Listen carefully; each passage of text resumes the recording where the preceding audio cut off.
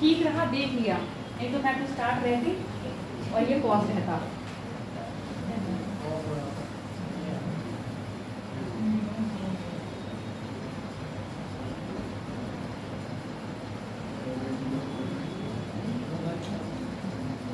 ये वाला बनाया हुआ है,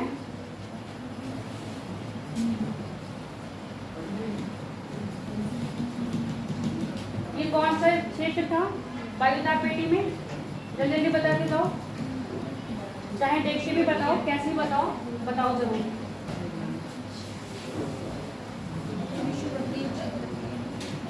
हाँ, विश्वकीय निम्न दाब क्षेत्र था या उच्च दाब क्षेत्र था?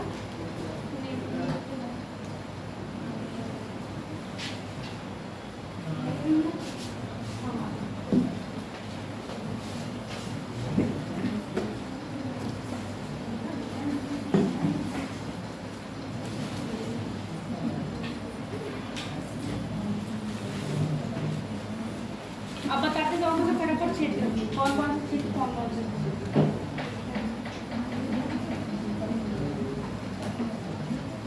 ये कौन सा था?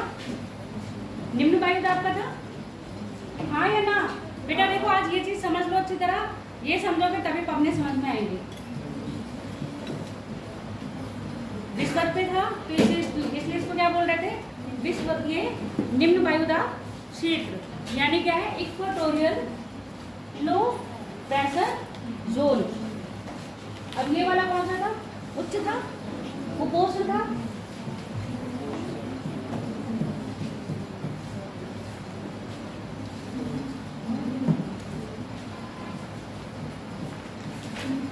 सब ट्रॉपिकल। ये कौन सा था? सब पोलर, उपध्रुवीय।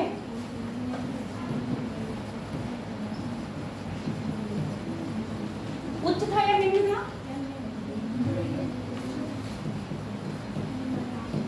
और साथ में बाद में ध्रुवीय। ये कैसा था? उच्च या निम्न?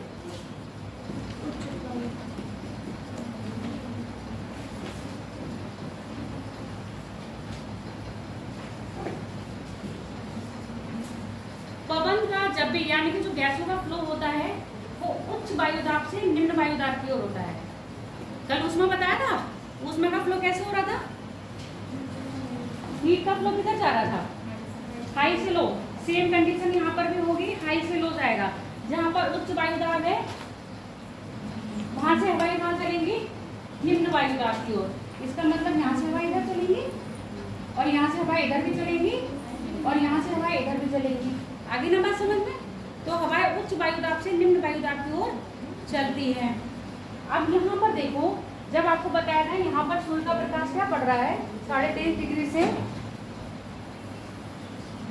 23.5 डिग्री तक पूरे वर्ष भर लंबवत पड़ता है, पड़ता है कि नहीं? 90 डिग्री का एंगल बनाता है। उसके बाद सूर्य का प्रकाश तिरछा पड़ता है। यहाँ पर जो कंडीशन बन रही है उच्च वायुदाब और निम्न वायुदाब की, वो किसके कारण बन रही है?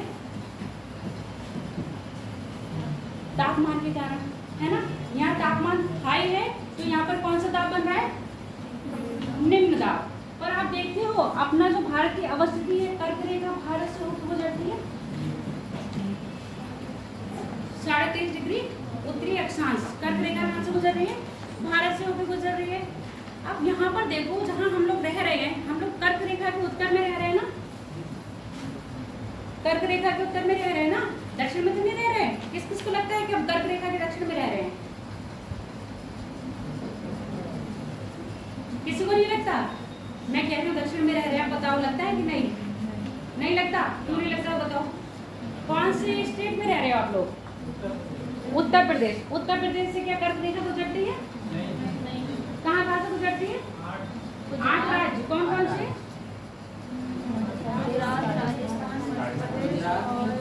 एक एक बोलेगा, पूछा बताओ। गुजरात, राजस्थान, मध्य प्रदेश और छत्तीसगढ़, उड़ीसा और क्या है, पश्चिम बंगाल और त्रिपुरा, मिजोरम। ठीक है, यहाँ से गुजर रही है। अब उत्तर प्रदेश की अवस्थिति देख रहे हो ना, कहाँ पर है ये? और कर्क रेखा कहाँ गुजर रही है अभी? आगे बात समझ में? तो इसके उत्तर में जाने पर मौसम कैसा हो जाता है? शीतोष्ण, ठंडा और गर्म। पर क्या यहाँ पर ऐसा मौसम मिलता है? ठंडा गर्म मिलता है क्या? नहीं मिलता ना। तो यानी कि यहाँ पर कैसा होता है? उच्च वायु दाब है। उच्च वायु दाब का मतलब क्या है? यहाँ मौसम ठंडा होना चाहिए थी, परंतु यहाँ पर सिर्फ 2 महीने को छोड़ के मौसम कैसा, पूरी साल का मौसम कैसा रहता है? गर्म। वो 2 महीने कौन से हैं जो ठंडा रहता है बहुत ज्यादा? दिसंबर जनवरी। यानी कि दिसंबर जनवरी ठंडा रहता है, तो दिसंबर जनवरी में उच्च दाब होना चाहिए था, बाकी पूरी बेल्ट पर क्या रहना चाहिए था? निम्न दाब। परंतु ऐसा नहीं होता है। अब ये ऐसा इसलिए नहीं है क्योंकि यहाँ पर तापमान का प्रभाव नहीं पड़ रहा है। यहाँ पर किसका पड़ रहा है? पृथ्वी के घूर्णन के कारण यहाँ पर हवाएं क्या करती हैं? फैल जाती हैं। और वो हवाएं कहाँ से आती हैं? फिर उच्च दाब से निम्न दाब की ओर फैलना शुरू कर देती हैं। तो यहाँ पर जो आपको उच्च दाब दिख रहा है वो पृथ्वी की अपनी गति के कारण दिखता है, जो हवाओं को क्या कर देती है? फैला देती है। आगे बात समझ में। और जबकि यहाँ पर कौन सा है? यहाँ पे तापमान निजन है। सेम कंडीशन यहाँ भी यही आएगी। कौन सी वाली? जो कंडीशन यहाँ पर है, किसके बीच में? 23.5 से 35 के बीच में। वही कंडीशन 40 से 60 के बीच में भी आएगी। यहाँ पर भी क्या है? गतिजन्य ऊर्जा, गतिजन्य वायु। सेम यहाँ पर भी है। कहाँ के 30 से 40 की गतिजन्य वायु दाब। जो कल आपने चित्र बनाया उसमें ये चीज मेंशन कर लीजिए। कहाँ कहाँ पर? 13.5 डिग्री से 35 डिग्री में और 40 डिग्री से 60 डिग्री के बीच में। जबकि 80 से 90 के बीच में जो कंडीशन यहाँ मिलती है तापमान से, सेम कंडीशन वहाँ मिलती है। कहाँ गए? सेम कंडीशन कहाँ मिल रही है आपकी? यहाँ भी तापमान का इफेक्ट पड़ रहा है। अब अपनी कॉपी खोल दो और फटाफट थोड़ा सा लिख दो।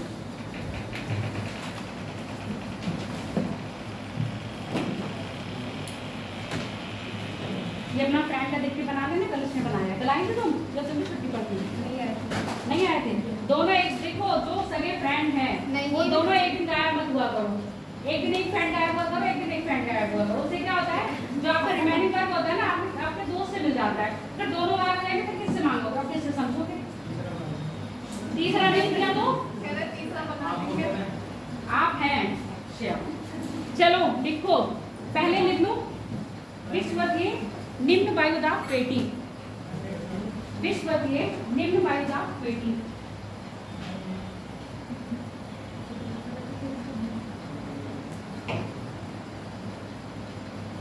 विश्वकीय निम्न वायुदाब पेटी। और थोड़ा स्पीडली लिखना।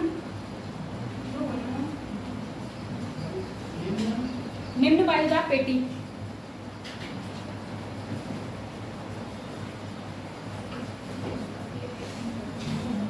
यह पेटी 10 डिग्री उत्तरी और 10 डिग्री दक्षिणी, 10 डिग्री उत्तरी और 10 डिग्री दक्षिणी दोनों गोलार्धों में फैली हुई है। सूर्य का तापमान या सूर्य का प्रकाश इस क्षेत्र में वर्ष भर लंबवत पड़ता है। सूर्य का तापमान इस क्षेत्र में वर्ष भर लंबवत पड़ता है, जिस कारण यहाँ पर सूर्य का तापमान लंबवत पड़ता है, जिस कारण यहाँ पर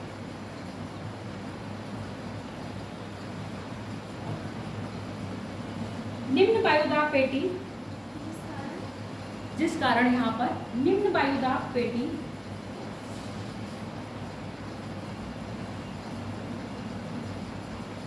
बनती है।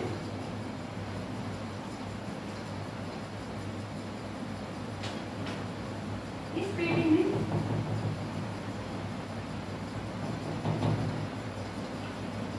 उच्च दाब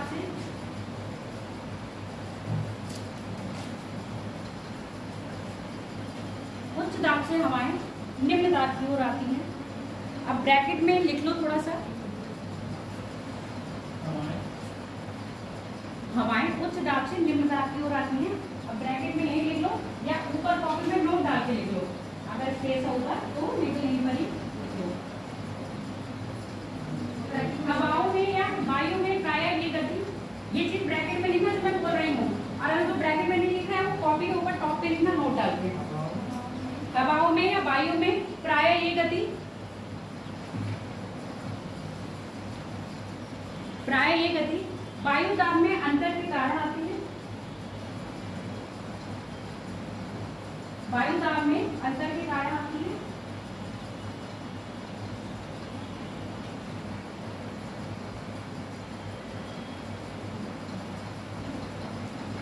वायु का प्रवाह, वायु का प्रवाह उच्च दाब से निम्न दाब की ओर होता है।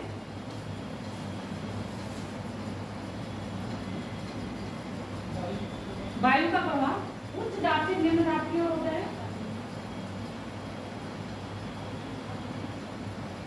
उच्च दाब से निम्न दाब की ओर होता है। जब ब्रैकेट बंद करने को बोलूंगी तभी बंद करना, ठीक है। उच्च दाब से निम्न दाब की ओर होता है। वायु का यह प्रवाह दाब प्रवणता पर निर्भर करता है। वायु का यह प्रवाह या वायु का वेग दाब प्रवणता पर निर्भर करता है।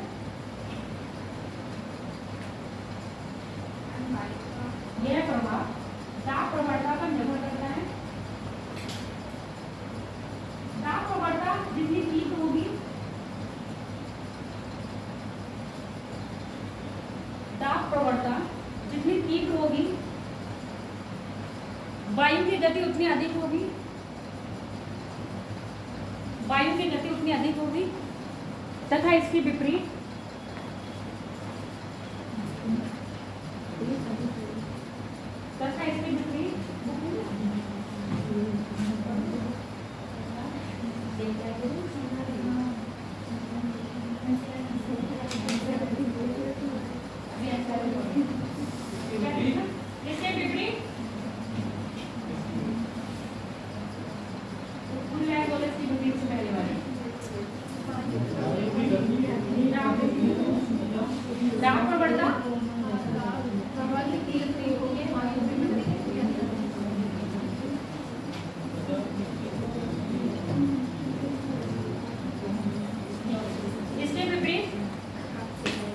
दाब प्रवणता जितनी कम होगी, वायु में गति उतनी कम होगी। अब इसको समझ लो दाब प्रवणता क्या है।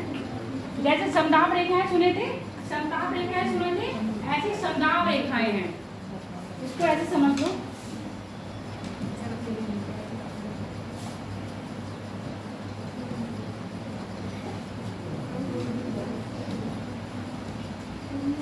दिख रहा है पेन? दूसरी पेज बताओ।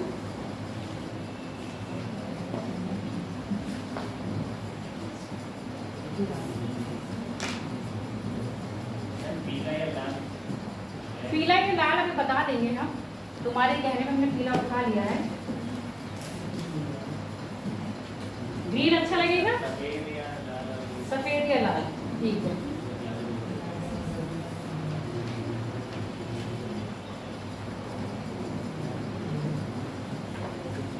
अब ये देखो, बचपन में गेम देखे होंगे ना, सेम कलर की डॉट को मिलाइए, तो ये समझ लो सेम कलर की डॉट। यहाँ पर सेम कलर की डॉट का मतलब क्या है, यहाँ पर वायु दाब एक समान होगा ना, तो नीले को नीले से मिला दीजिए।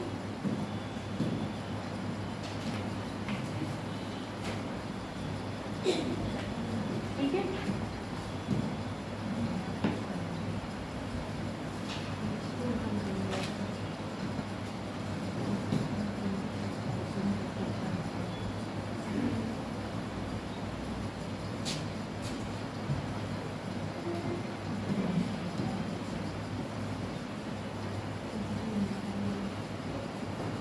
यहाँ देखो, यहाँ पर यहाँ दूरी कम है ना, और यहाँ दूरी ज्यादा है। यहाँ का मतलब है यहाँ जो दाब प्रवणता है,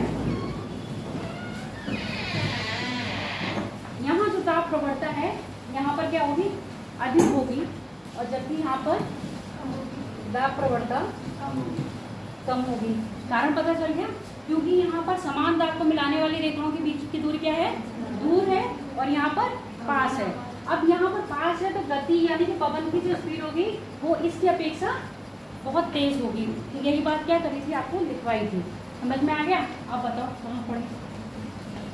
जो लिखवाया था वो बोलो, उतनी ही कम होगी। अब ब्रैकेट कर दो बंद, बंद कर दिया। अब लिखो दूसरा, उच्च वायुदाब कौन सा था? उपोष्ण उच्च वायुदाब पेटी, उपोष्ण उच्च वायुदाब पेटी।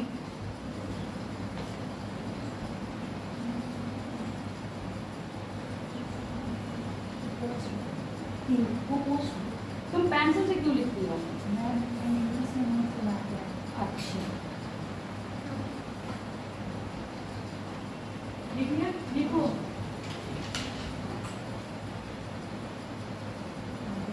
इस पेटी में सूर्य का प्रकाश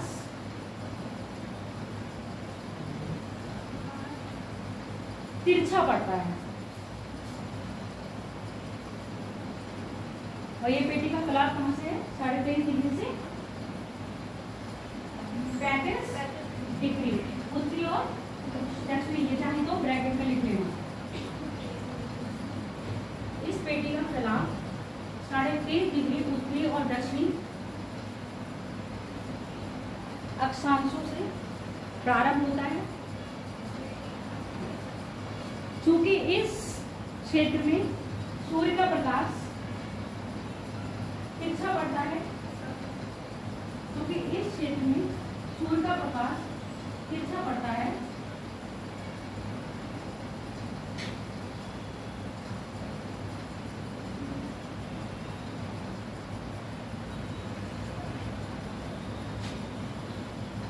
तो यहाँ पर फिर भी वर्ष में 2 महीने ही ठंडे होते हैं। वो 2 महीने कौन से? जनवरी और फरवरी या दिसंबर।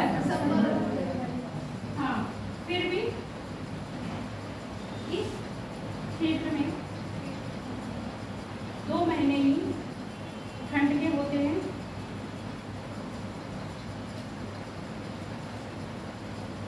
जो प्रायः उच्च दाब का प्रतीक है, जो प्रायः उच्च दाब का प्रतीक है, परंतु वर्ष के अन्य दिन गर्म रहते हैं। अन्य दिन या अन्य महीने गर्म रहते हैं। अन्य दिन या अन्य महीने दाब का प्रतीक है। इसके विपरीत वर्ष के अन्य दिन या अन्य महीने गर्म रहते हैं, जो निम्न दाब का प्रतीक है।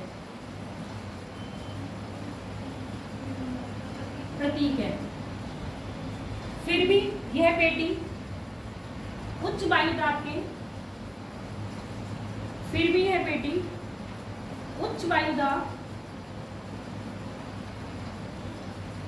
पेटी में सम्मिलित है। इसका कारण तापमान न होकर, इसका कारण तापमान न होकर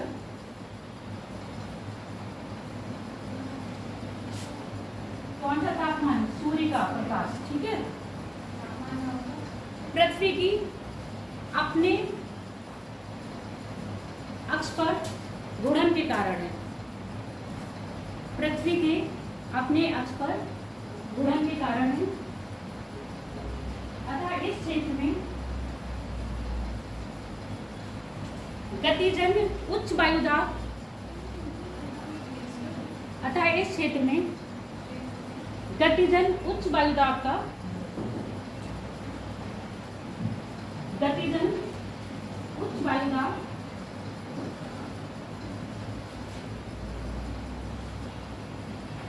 बोलिए, लैंग्वेज बोलेगा।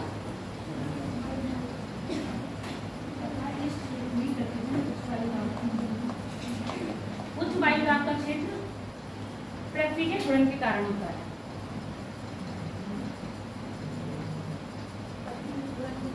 पृथ्वी के घूर्णन के कारण होता है। अगला लिख लो,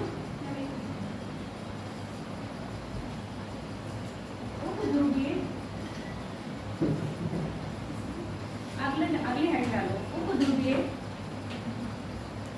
निम्न वायुदाब क्षेत्र।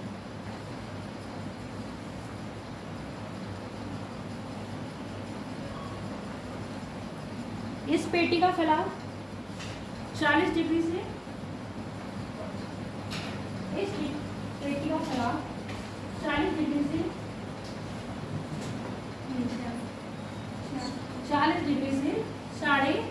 66.5 डिग्री उत्तरी व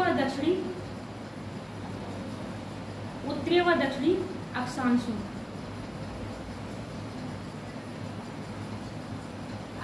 के मध्य, अक्षांशों के मध्य है। प्रायः इस पेटी पर भी कुपोषण उच्च वायुदाब पेटी की भांति, इस पेटी पर भी प्रायः इस पेटी पर भी उच्च कुपोषण वायुदाब पेटी के भांति पृथ्वी के घूर्णन के कारण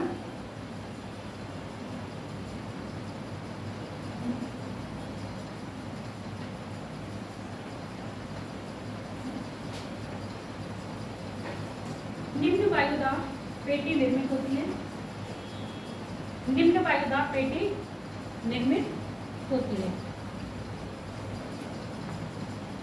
अब लाइन चेंज करें, थोड़ा सा नोट डालो। पृथ्वी के घूर्णन के कारण, लाइन चेंज करके नोट लिखना। पृथ्वी के घूर्णन के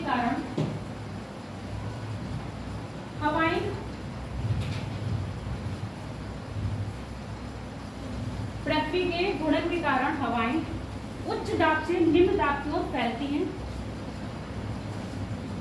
उच्च दाब से निम्न दाब की ओर फैलती हैं।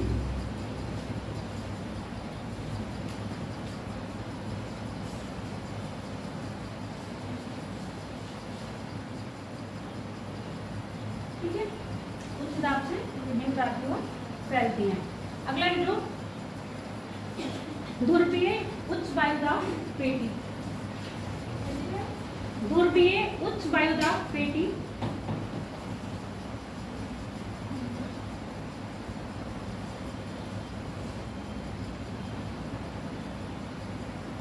यह पेटी 80 डिग्री से 90 डिग्री उत्तरी व दक्षिणी अक्षांशों में, यह पेटी 80 व 90 डिग्री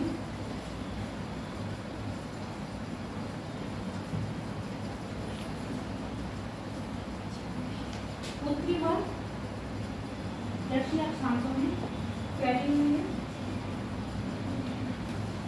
इस पेटी पर ऐसे लिखो, इस पेटी पर विषुवतीय निम्न वायुदाब की पेटी की भांति, इस पेटी पर विषुवतीय निम्न वायुदाब की पेटी की भांति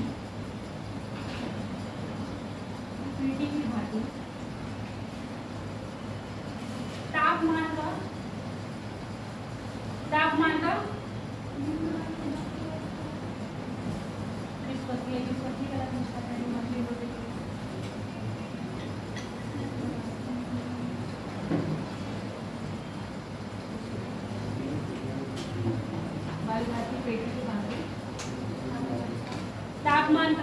प्रभाव पड़ता है,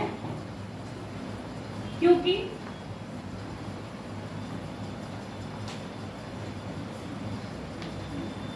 सूर्य का प्रकाश यहाँ पर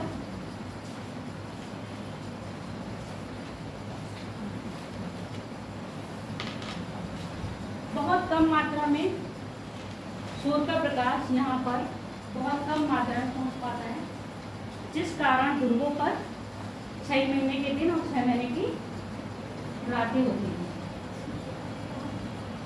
सूर्य का प्रकाश यहाँ पर बहुत कम मात्रा में पहुँच पाता है।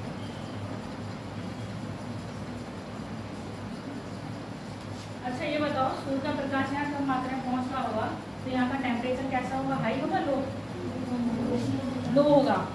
वायुदाब कैसा होगा? रिलेशन बताया था कल, क्या बताया था? हाइट ऊंचाई पर जाने पर वायु दाब बढ़ेगा या कम होगा? और ठंडे प्रदेशों पर जाने पर वायु दाब हमें क्या पता, तुम बताओ। बढ़ेगा। तो इसीलिए भी यहाँ पर बन रही है ना उच्च वायु दाब पेटिंग। टेम्परेचर क्या हो रहा है? बढ़ रहा है, टेम्परेचर कम हो रहा है। ठीक है, ये टॉपिक आपका फिनिश हो गया। आज की बात करेंगे हम पवन। पवने पता है क्या होती है पवन? मैम आपने एक सब्जेक्ट पढ़ा था प्रवणता। हाँ प्रवणता, हाँ ये बता दूं? ये जो चीज तुम थी नहीं अभी जब ये बता रही थी प्रवणता ही तो बताई थी मैंने, बाहर चली गई थी। देखो बचपन में गेम खेले हो ना, किस एक सेम कलर की लाइनें खींचो, तो यहाँ पर सेम कलर की लाइन क्या है आपकी? दाब प्रवणता है, यानी कि दाब है। जहाँ पर एक जैसा दाब दिख रहा है हमने उसको एक लाइन से मिला दिया।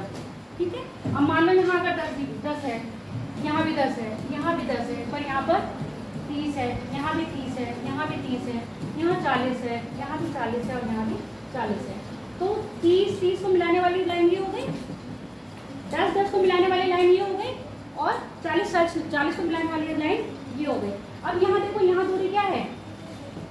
कम है और यहाँ दूरी ज़्यादा है। ये दोनों लाइनों की दूरी जहाँ पर कम होगी वहाँ पर ताप प्रवणता यानी कि दाब प्रवणता कैसी होगी? अधिक होगी। और जहाँ पर दूरी अधिक होगी वहाँ पर दाब प्रवणता कम होगी। जहाँ दाब प्रवणता अधिक होगी वहाँ पर वायु का वेग कैसा होगा? तीव्र होगा, हवाएं बहुत तेज चलेंगी। और जहाँ पर दूरी होगी दाब प्रवणता कैसी होगी? कम, हवाओं का वेग कैसा होगा? मंद होगा। और दाब प्रवणता कुछ नहीं है, दो दाबों के बीच में अंतर को डिफाइन करने वाली। लेकिन ये लाइन जो है ना कहीं पे 10 10 10 10 ये ऊपर नीचे क्यों है?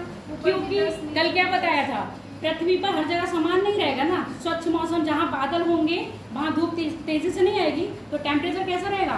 डाउन हो जाएगा ना। टेम्परेचर डाउन हो जाएगा तो प्रवणता बढ़ जाएगी, गैसें नीचे आ जाएगी ना भारी होके, तो दाब बढ़ जाएगा। और जहाँ पर टेम्परेचर ज़्यादा होगा वहाँ पर क्या होगी? हल्की होकर ऊपर चली जाएंगी। तो यही तो, अगर यहाँ पर कम है तो यहाँ ज़्यादा होगा, सेम है ना, कहीं ज़्यादा होगा कहीं कम पाया जाएगा। इसका मतलब ये जहाँ पे मिलेगा हमारी ये 10 डिग्री तो हम वहीं से ही लाइन, हाँ जहाँ जहाँ 10 डिग्री मिलेगा आपको पूरे ग्लोब पर या पूरे अर्थ पर, वहाँ वहाँ आप खींचते जाओगे। आगे बात समझ में? अब नया टॉपिक डाल लो।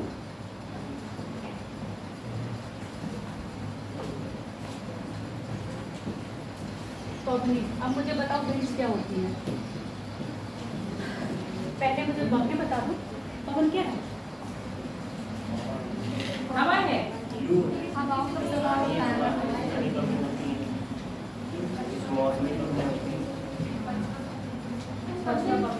पवनों के नाम बता रहे हो, पवन क्या होती है? पहले मुझे ये पवन बताओ। वायु के प्रभाव को पवन बोल सकते हैं। वायु के प्रभाव को, ठीक है। और वायु किसको बोल रहे हैं? गैसों के मिश्रण। गैसों के मिश्रण को हम वायु बोल रहे हैं।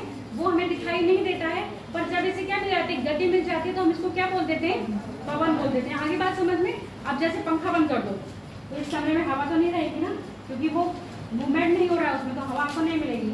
अगर ये चला देंगे तो क्या होगा? मूवमेंट मिल गया उसको, तो वो हवा आपको लग रही है। अभी पंखा बंद कर दो तो यहाँ पर सिर्फ क्या मिलेगी? गर्मी मिलेगी। हवा मिलेगी क्या अगर मैं पंखे बंद कर दूं? है? फिर क्या मिलेगा? कुछ दिखाई देगा? कुछ नहीं दिखाई, गैस तो होगी ना। अब वही गैस को जब गति दे देगी तो क्या बन गया?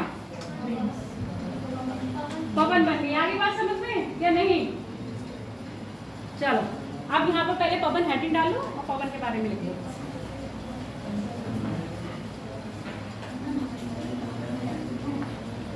पवन हेडिंग डालो, पवन के बारे में पहले लिखो।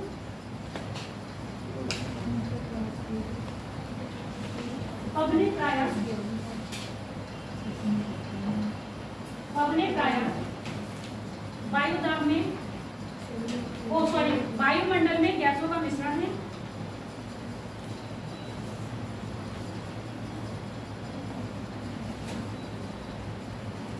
पवने प्रायः वायुमंडल में गैसों का मिश्रण है।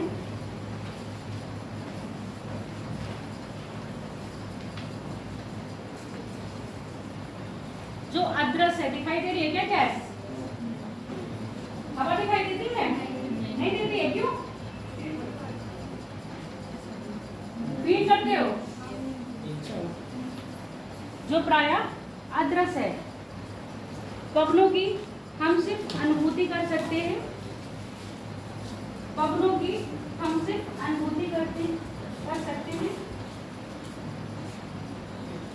और यह अनुभूति हमें तब होती है जब इनमें गति उत्पन्न होती है, और यह अनुभूति हमें तब होती है जब इनमें गति उत्पन्न होती है।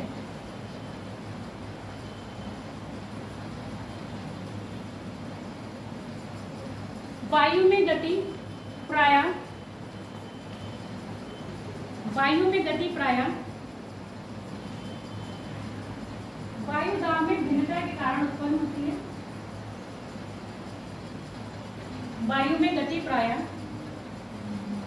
वायु दाब में भिन्नता के कारण उत्पन्न होती है।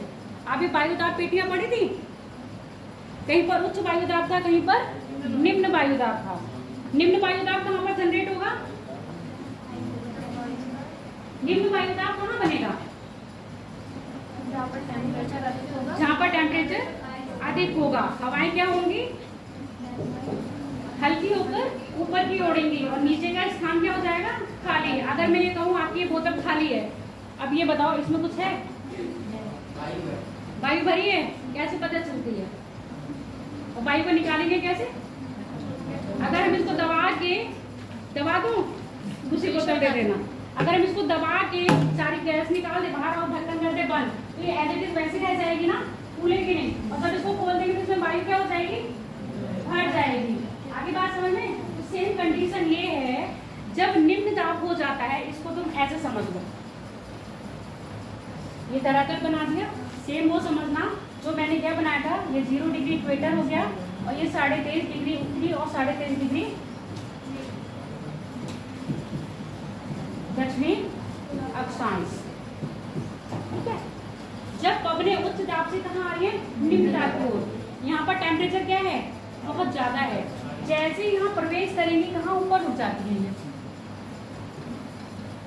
जैसे यहाँ प्रवेश करा ऊपर उठ गई। अब ये स्थान खाली हो गया, इस स्थान को खाली स्थान को भरने के लिए हवाएं चलेंगी ना, तो जो वो हवाएं चलती हैं वो उच्च वायु दाब से निम्न वायु दाब की ओर चलती हैं। फिर यहाँ पर गर्म होंगी, फिर होके ऊपर होके क्या हो जाएंगी? ठंडी हो जाएंगी। ठंडी होकर फिर कहाँ चली जाएंगी? उच्च वायु दाब से। फिर ऐसे ही हवाओं का फ्लो होता रहता है। आपको परमानेंट हवा मिलती है कि नहीं मिलती है? कहना नहीं मिलती है मैम। कभी हवा चलती है, कभी हवा नहीं चलती। कारण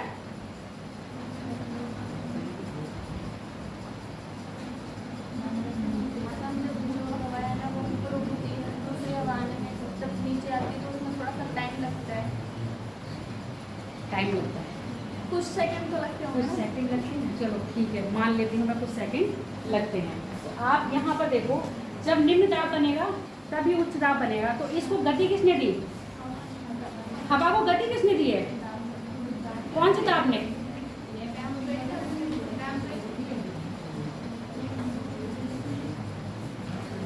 नहीं समझ आया? एक तरफ था निम्न वायु दाब,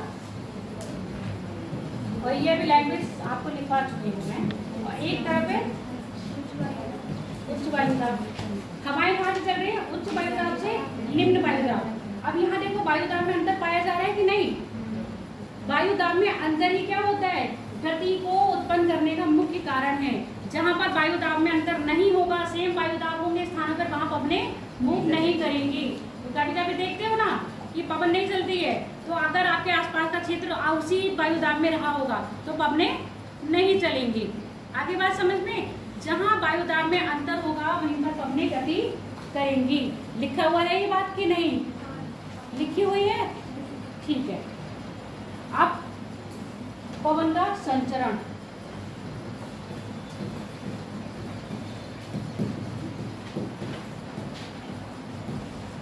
circulation of winds, circulation of winds।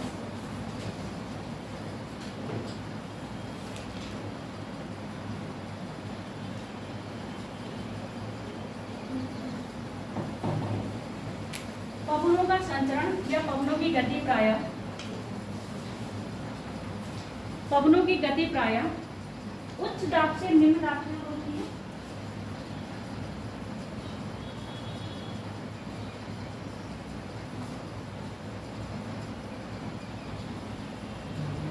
उच्च दाब से निम्न दाब की ओर होती है।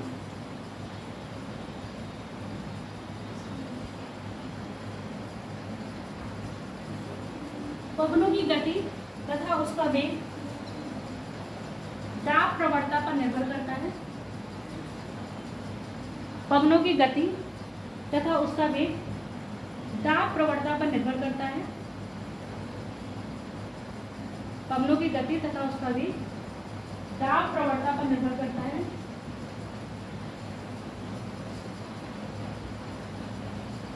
जहां समदाब रेखाएं पास पास होंगी, जहां समदाब रेखाएं पास पास होंगी,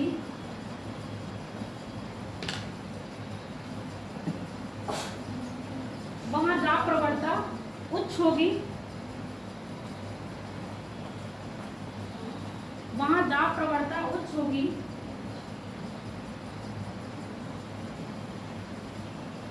तथा पवनें अधिक वेग और गति के साथ प्रवाह करेंगी। प्रवाह को अपनी लैंग्वेज में चाहे लिख लेना, बहेंगी या क्या कहते हो, चलेंगी, है ना, अपनी लैंग्वेज में चलेंगी। तथा पवनें अधिक तेज गति के साथ तथा वेग के साथ चलेंगी। इसके विपरीत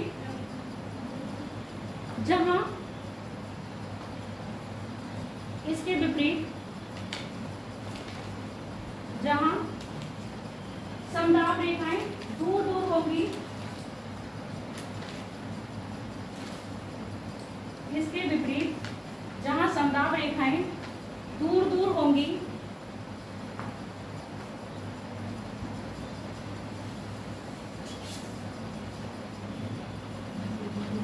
दाब प्रवणता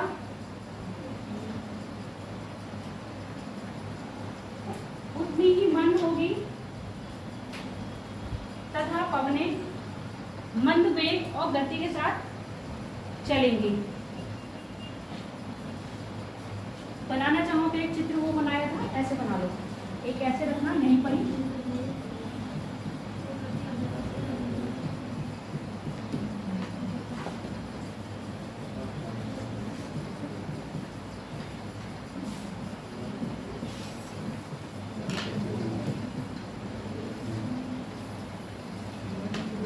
निम्न दाब से उच्च दाब और यहाँ पर भी उच्च दाब से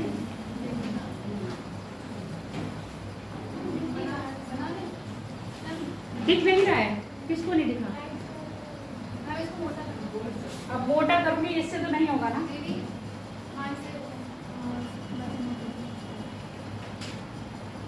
अब दिखेगा, रुको, कुछ ज्यादा मोटा हो गया।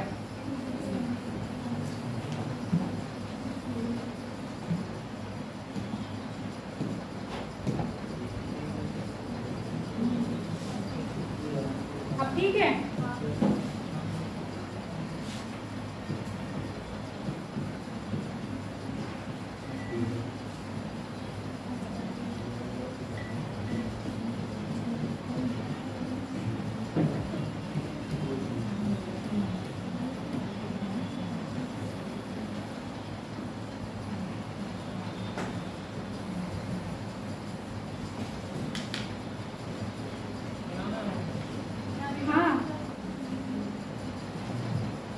फिर समझोगे कैसे? समझ जाओगे? तुम लोग तो चित्र बना के लाते नहीं हो और मैं इतना चित्र बनवा देती हूँ तुम लोगों को। ठीक है, अब लिख लो पवनों के प्रकार। कितनी टाइप की पवन होती है? आप बोलो जो तुम लोग मुझे बता रहे थे।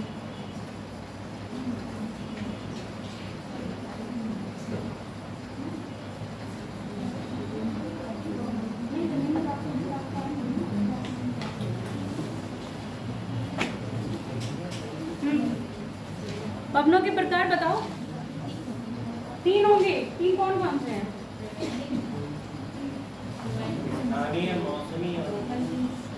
स्थानीय, मौसमी और स्थानीय कहेंगे, उसको स्थायी कहेंगे।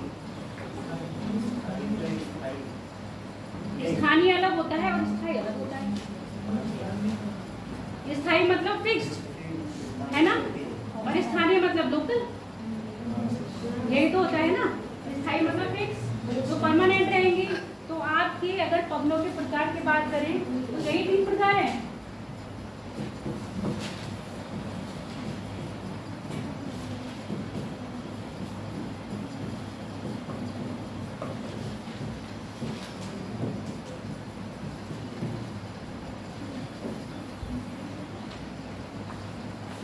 पहला क्या बताया? प्रिवेलिंग विंड्स, जिसको हम कहते हैं प्रचलित पवने, प्रचलित भी कहते हैं और कुछ भी कहते हैं इसको, और नाम भी है। अभी एक बोला था स्थायी,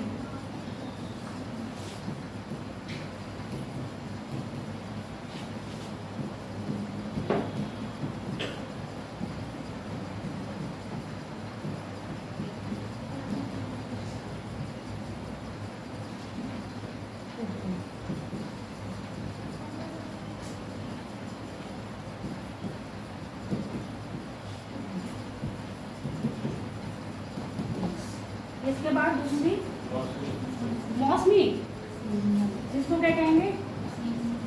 सीजनल, या और कुछ भी कह सकते हैं इसको,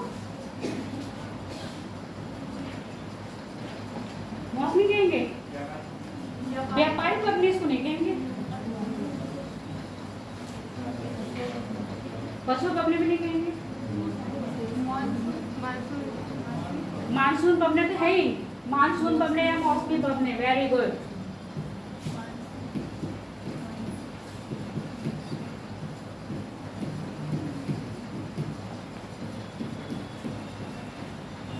मानसून,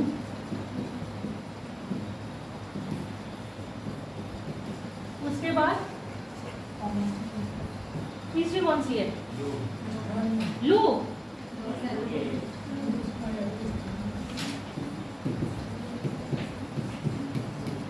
स्थानीय जिसको कहते हैं लोकल विंड्स। ये पवने पूरी पृथ्वी पे पाई जाती है हमेशा या नहीं? अवधि बताओ मुझे, पता है किसी को? साक्षी बताओ। प्रचलित पवनों की अवधि, मौसमी पवनों की अवधि और लोकल विंड्स की।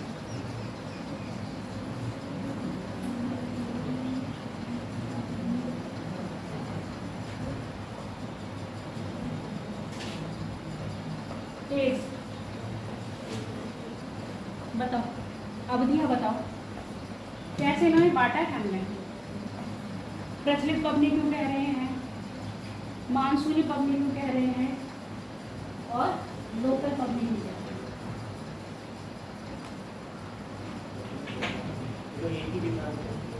कौन सी एक दिशा में चलती है?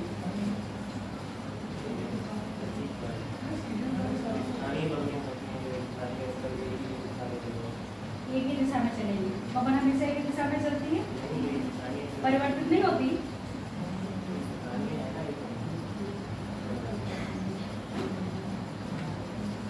प्रचलित पवने वो पवने होती हैं जो वर्ष भर चलती रहती हैं, जिनका प्रभाव जलवायु पर पड़ता है और आपके मौसम में वो जलवायु पर ही पड़ता है।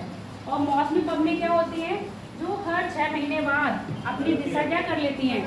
बदल लेती हैं। कभी सागर से स्थल, कभी स्थल से सागर, कभी पहाड़ियों से घाटी, कभी घाटियों से पहाड़ी, है ना। और जो लोकल विंड्स होंगी वो क्या होगा? यानी कि इनकी अवधि क्या रहेगी? पूरे वर्ष भर। इनकी अवधि 6 महीने, और ये स्थायी है, लोकल है, किसी भी समय मौसम की अवस्था के अनुसार अपने आप को क्या कर देती है? परिवर्तित कर देती हैं। और इनका क्षेत्र क्या होता है? बहुत बड़ा होगा या सीमित होगा या निश्चित होगा? सीमित। एग्जाम्पल दे दो जरा। लू कहाँ चलती है? लू दक्षिण भारत में, उत्तरी कौन क्षेत्र में? अपनी तरफ। कहाँ? तुम कहाँ हो? ज्योग्राफी की भाषा में बताओ, तुम कहाँ हो? उत्तर भारत में चलती है ना। अब पहले हेडिंग डालो प्रचलित पवने। पवनों के प्रकार में पहला हेडिंग डालो प्रचलित पवने।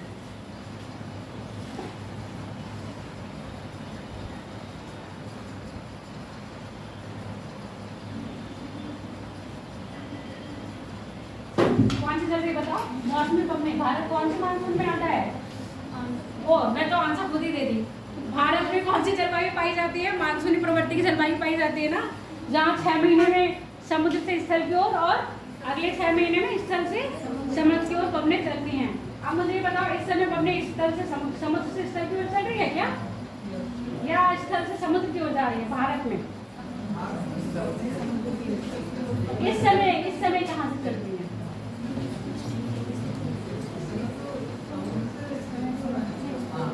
समुद्र से स्थल की ओर। कैसे बताया? मानसून सीजन है, तो यानी कि इस समय क्या हो रही है आपके? वर्षा हो रही है ना। वर्षा कब लाएंगे पवने? जब वो सागर से होकर उठेंगी और स्थल से होकर उठेंगी, तो क्या वर्षा लाएंगी? नहीं लाएंगी ना। तो पहले हेडिंग डालो प्रचलित पवने। यह है पवने संपूर्ण वर्ष भर एक निश्चित दिशा में, एक निश्चित पथ पर, एक निश्चित दिशा में, एक निश्चित पथ पर, यह पवने संपूर्ण वर्ष भर एक निश्चित दिशा में, एक निश्चित पथ पर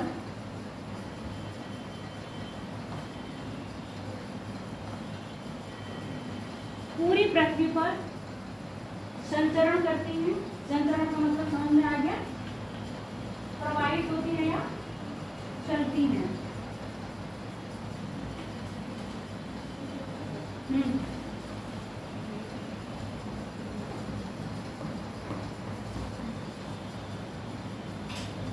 प्रचलित पवने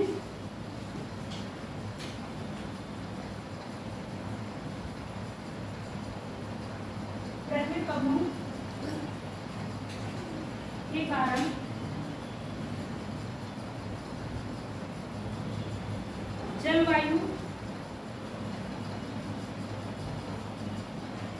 जलवायु में परिवर्तन या जलवायु निश्चित रहती है।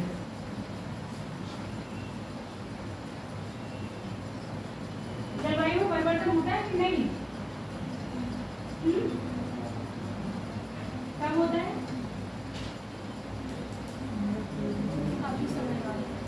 जलवायु में परिवर्तन, क्लाइमेट चेंज होता है, कब होता है? हर साल लगातार होता है या कुछ सालों बाद? और मौसम हमेशा बदलता है, हर साल लगभग। और जलवायु 30 से 40 साल के बाद परिवर्तन होता है। और अब क्या हो रहा है? रैंडमली होती जा रही है। किसके कारण? ग्लोबल वार्मिंग के कारण। तो बोलो, लिखवाया क्या था मैंने? प्रचलित पवने के प्रकारों में 3 पवने प्रमुख हैं। प्रचलित पवनों के प्रकारों में 3 पवने प्रमुख हैं। पहले लिख लो व्यापारिक पवने, ट्रेड विंड्स।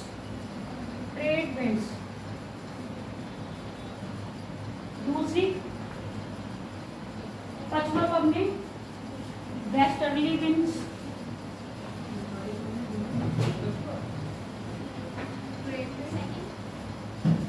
पछुआ पवने पहली है व्यापारिक पवने, ट्रेड विंड्स। दूसरी है पछुआ पवने। तीसरी है कौन सी होंगी? ध्रुवीय पवने, पोलर विंड्स। बोर्ड पे लिख दो।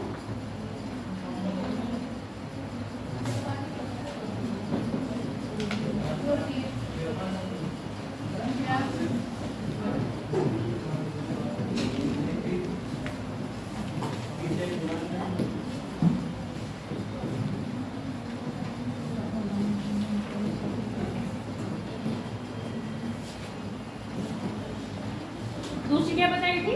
पछुआ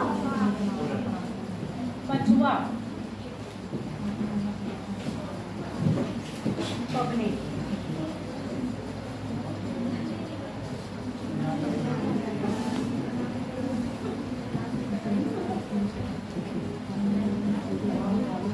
तीसरी क्या बताई थी? अब तक तो बिल्कुल शांत बैठे थे तुम, अब क्या हो गया?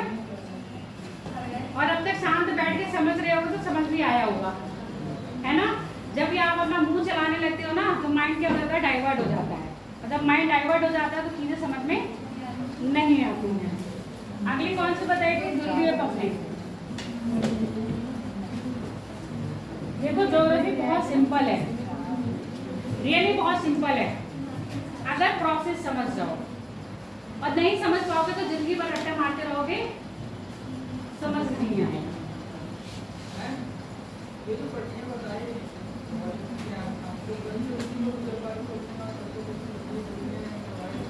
तुम तेज इतना धीरे बोलते हो, वहां तक बात नहीं जाती है।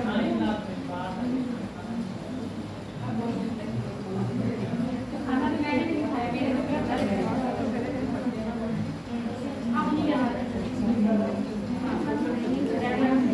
अब वही तो था, बताऊंगी। अब चित्र बनाने के 3 पन्ने हैं, 3 पन्नों के 3 चित्र हैं, ठीक है? तो याद रख लेना। पहला हेडिंग डालो,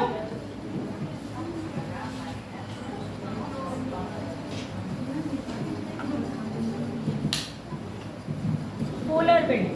पहला हेडिंग डालो, व्यापारिक पबने।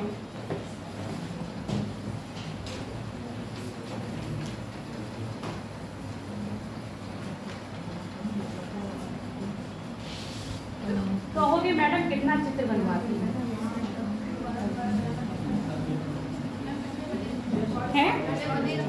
पहले बने थे, अभी तो बाताग्र बनेंगे तो बनाओगे चित्र, चक्रवात बनेंगे तब बनाओगे चित्र। ज्योग्राफी जब तक पढ़ोगे तब तक चित्र ही बनाते रहोगे। बस चित्र कहाँ नहीं बनाने पड़ेंगे? जहाँ पर रखने वाली ज्योग्राफी आ जाएगी। माउंटेन पीक्स है ना, माउंटेन रेंजेस जहाँ पर है, जहाँ पर सागर है, जहाँ पर क्या है, झीलें हैं, वहाँ पर आपको रटना पड़ेगा। अभी समझना है। चलो बनाते रहना मेरे साथ साथ। 0 डिग्री है, 0 डिग्री है। यहाँ पर मैंने कोई पेटी बताई थी, कौन सी पेटी बताई थी? विश्ववतीय पेटी। और कैसी थी वो?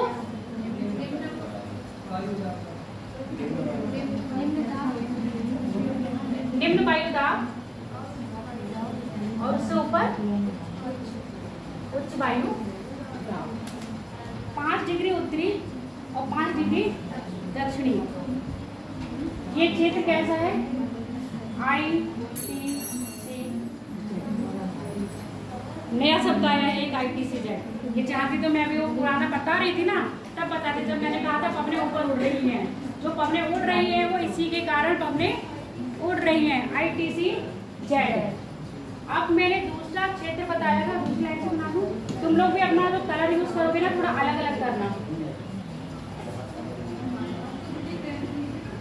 क्या कह रहे हो? हमारे पास 2 पेन है। 2 ही पेन है, कोई बात नहीं, दोनों पेनों से बना लेना।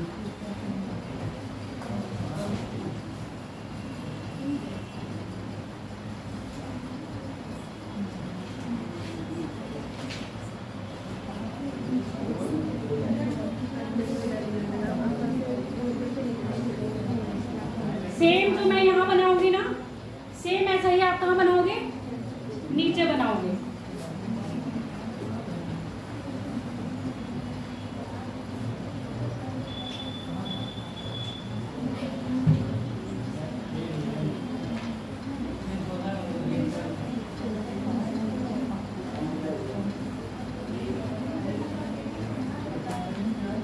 बनाओ जल्दी। हाँ, सब बनाना पड़ेगा। ये नहीं बनाओगे तो पबनी कैसे समझोगे? चलन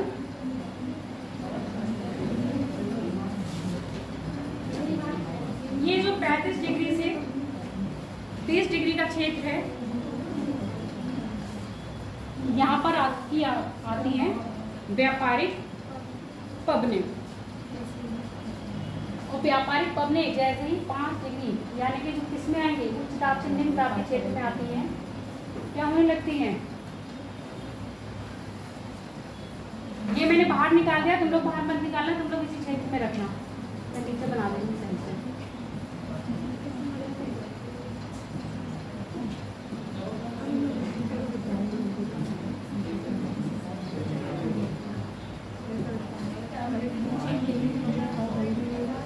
क्या कह रहे हो? आज की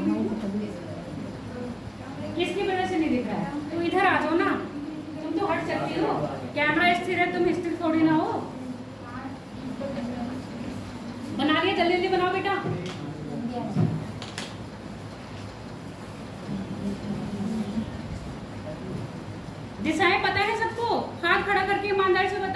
नहीं पता है, तुम तो रहने दो, आपको दिशाएं नहीं पता है, पता है नहीं डायरेक्शन।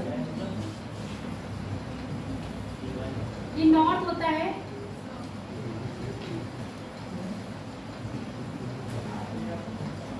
ये साउथ होता है, ये ईस्ट होता है, ये वेस्ट होता है। ये हो जाता है नॉर्थ ईस्ट, ये हो जाता है ईस्ट साउथ, ये हो जाता है वेस्ट साउथ और ये हो जाता है नॉर्थ वेस्ट। आगे बात समझ में, क्योंकि अब ये वाली डायरेक्शन नहीं पढ़नी, ये वाली डायरेक्शन पढ़नी है। अब मुझे ये बताओ, ये जो पवनें आ रही हैं किधर से आ रही हैं और जा किधर रही हैं? किधर से आई है? नॉर्थ ईस्ट से आ रही है और वेस्ट साउथ कह लो या साउथ वेस्ट कह लो में जा रही हैं। क्या रियली में ऐसे जाती है पवनें? न्यूटन के गति के नियम पढ़े हैं? क्या है न्यूटन का गति का नियम पहला? बताओ। मैं तो अभी तक नहीं भूली हूँ, तुम कैसे भूल गए चरण, जबकि तुमने अभी इंटर करा होगा 4-5 साल पहले। बताओ, खड़ी तो हो, खड़े होके कर लेना मैम प्लीज। चलो गति का नियम बताओ मुझे, पहला गति का नियम, दूसरा गति का नियम, तीसरा तो जरूरी नहीं है। क्या कहता है?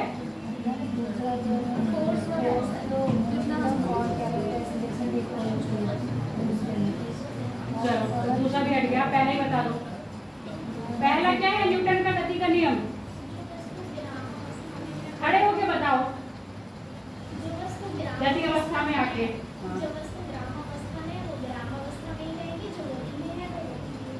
कब तक? जब तक पर उसके बाह्य बल ना लगाया जाए। आगे बात समझ में, गति का नियम ये तो कहता है जो वस्तु ब्रह्मावस्था में, जैसे ये बैग और ये बोतल रखी है ना, मैं नहीं छूंगी तो वैसे ही पड़ी रहेंगी, ऐसे कल भी यही पड़ी रहेंगी। मैं इनको गति दूंगी यानी कि इनको धक्का मारूंगी तभी तो उतर जाएंगी। आगे बात समझ में, जब धक्का मारूंगी तभी किस में आएंगी? गति अवस्था में है। तो यहाँ पर जो पवनें गति कर रही है, कहने के अनुसार जो आपने दिशा बताई कहाँ से होना चाहिए? नॉर्थ ईस्ट से आनी चाहिए और जानी कहाँ चाहिए थी? बिल्कुल ऐसे निकलनी चाहिए थी ना, पर पवनें ऐसे नहीं निकलती हैं।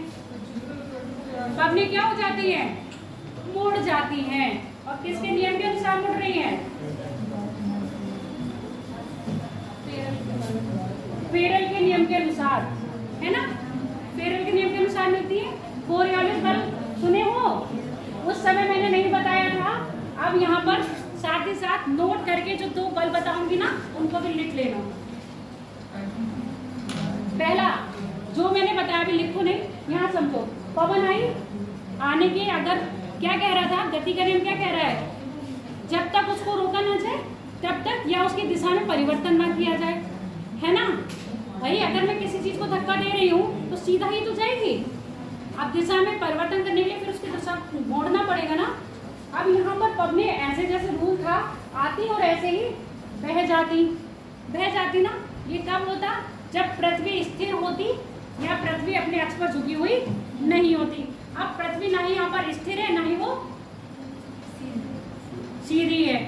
देखो वो कह रही ना ही वो झुकी हुई, जबकि पृथ्वी क्या है? झुकी हुई है। शब्दों को सुनो, ना ही पृथ्वी क्या है? घूम रही है ना, स्थिर तो नहीं है और सीधी भी नहीं है, झुकी हुई है। अब झुके होने के कारण कहीं ना कहीं उसका प्रभाव किस पे दिखेगा? आप लोग गति कर रहे हो कि नहीं? नहीं कर रहे हो? पक्का बताओ, गति कर रहे हो कि नहीं? है बेटा, दिन रात हमेशा 24 घंटे आप मूवमेंट में रहते हो, पृथ्वी के साथ आप हमेशा गति करते रहते हो। तो धरातल पर जो भी चीज उपलब्ध है वो क्या कर रही है? गति करती जा रही है। चाहे भले ही आप यहाँ पर रुके हुए हो, और एक्चुअल में आप उतनी स्पीड में गति कर रहे हो जितनी स्पीड में पृथ्वी घूम रही है। तो पृथ्वी का जो घूमना है वो किस पर प्रभाव डाल रहा है? पवनों पर भी प्रभाव डालता है। बाद में क्वेश्चन लेना, पहले समझ लो। पवनों पर भी प्रभाव डालता है। जब पवनें कहाँ आएंगी? यहाँ पर आएंगी, 5 डिग्री उत्तरी और 5 डिग्री क्या है? साउथ और नॉर्थ पर। यहाँ पर एक बल काम करता है, वो है आपका कोरियोलिस बल। कोरियोलिस बल 0 यानी कि आपके विषुवत पर 0 होता है, जबकि ध्रुवों की ओर जाने पर इसका मान बढ़ता जाता है। इसके विपरीत जो आपका पृथ्वी के घूर्णन के कारण सेंट्रीफ्यूगल फोर्स लगता है उसका मान ध्रुवों पर 0 और यहाँ पर अधिक होता है। आज बात समझ में या नहीं? यहाँ 2 बल मैंने बोले, एक बोला है कोरियोलिस बल जिसका मान ध्रुवों पर क्या होगा, वो विषुवत पे क्या होगा 0 और ध्रुवों पर सर्वाधिक होगा। यहाँ 0 ये मत पढ़ लेना।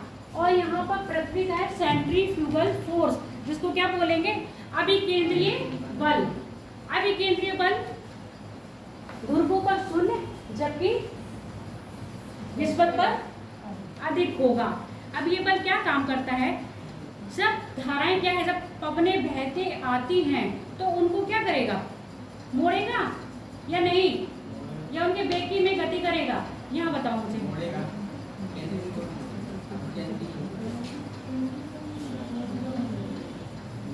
सिर्फ गति का काम करता है। यहाँ पर ध्रुवों पर पवनों की गति धीमी होगी और यहाँ पर पवनों की गति तेज होगी।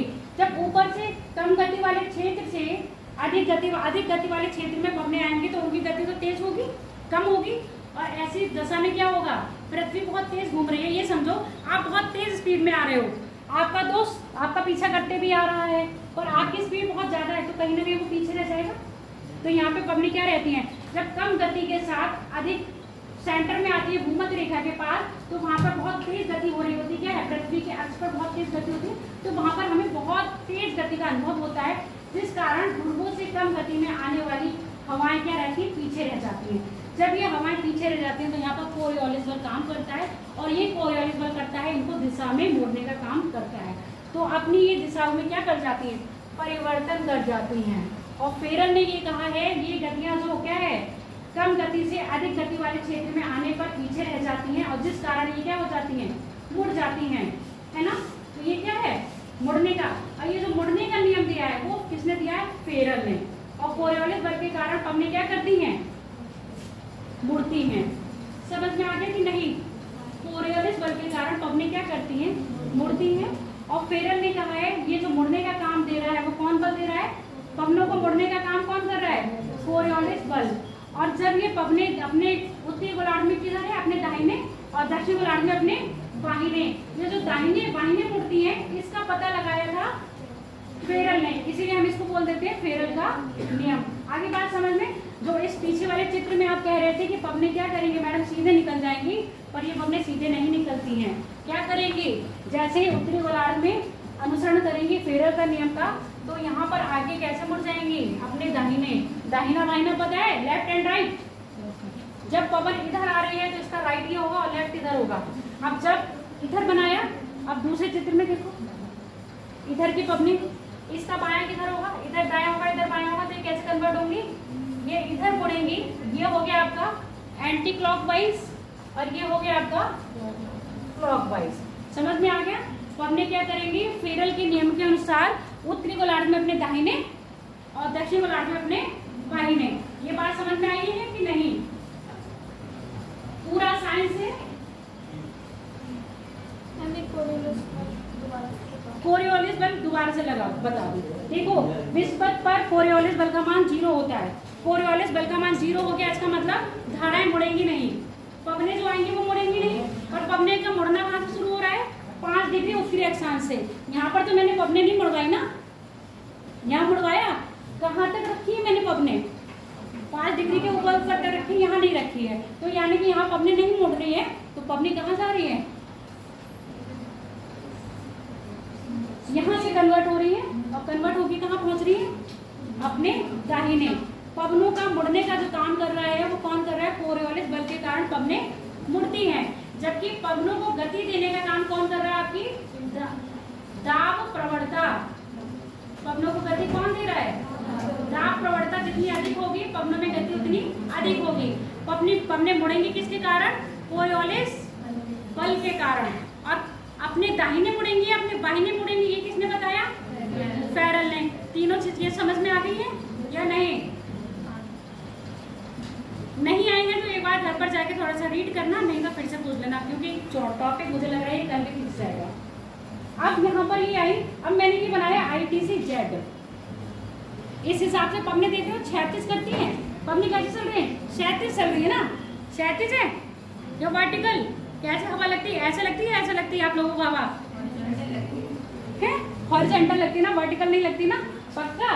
ठीक है, तो हवाएं क्या कर रही है? हॉरिजॉन्टली फ्लो कर रही है, यानी क्षैतिज।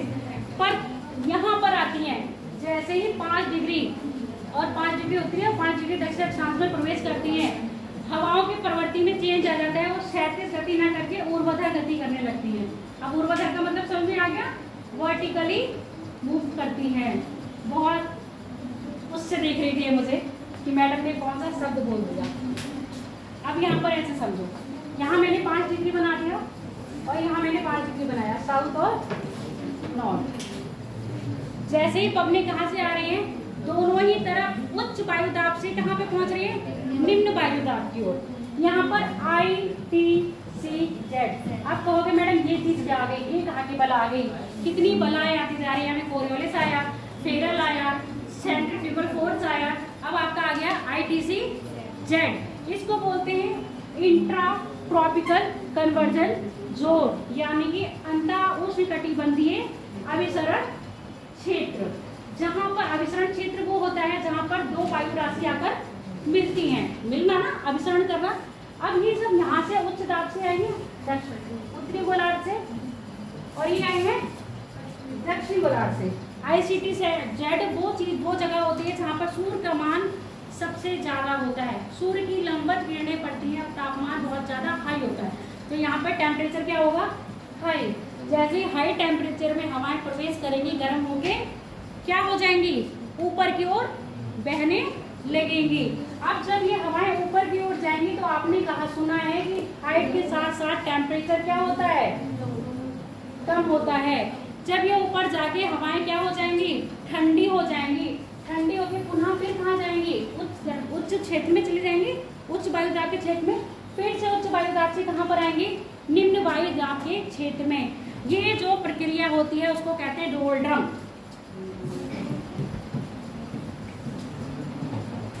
डोलड्रम, ठीक है, समझ में आया? डोलड्रम ITCZ, और साथ में ये जो क्षेत्र बनता है उसको कहते हैं डोलड्रम। डोलड्रम वो क्षेत्र है जहाँ पे पवनें क्षैतिज न होके कैसी होती हैं? लंबवत प्रवाहित होती हैं। समझ आया या पवनों के साथ बह गए? बह गए? कौन कौन बहा पवनों के साथ? आप बोलो चरण, तुम्हारा क्या क्वेश्चन था? कुछ नहीं बोल रहे? लिख लिया करो। ये चीज समझ में आई कि नहीं? पक्का आ गई? चलो फिर लिखो। व्यापारिक पवनें,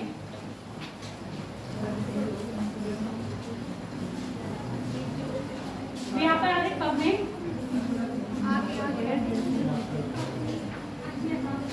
व्यापारिक पवनें प्रायः, व्यापारिक पवनें प्रायः 20 डिग्री से 35 डिग्री, 20 डिग्री से 35 डिग्री उत्तरीय तथा दक्षिणी अक्षांश पे लिख दिया करो आगे, ठीक है? ये टेम्परेचर समझ जाओ। उत्तरी व दक्षिणी गोलार्धों में, उत्तरी व दक्षिणी गोलार्धों में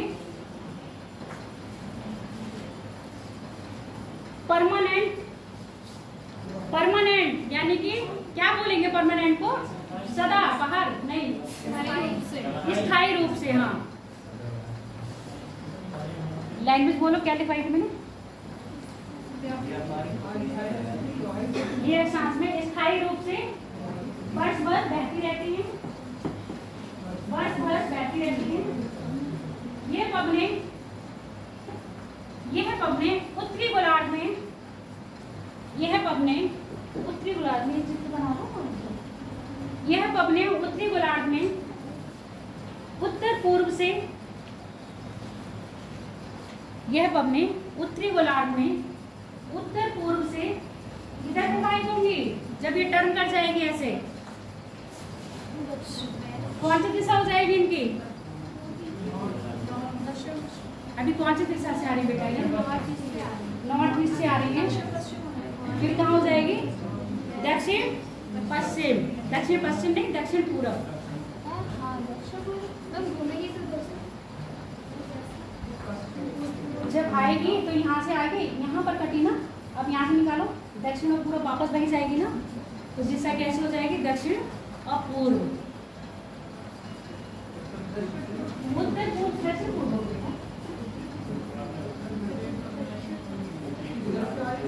गोलार्ध उत्तरी नहीं होगा, इसको ऐसे समझो। अब मैं यहाँ बताऊँ, ये गोला है ना, ये तुमने आधा कर लिया, ठीक है।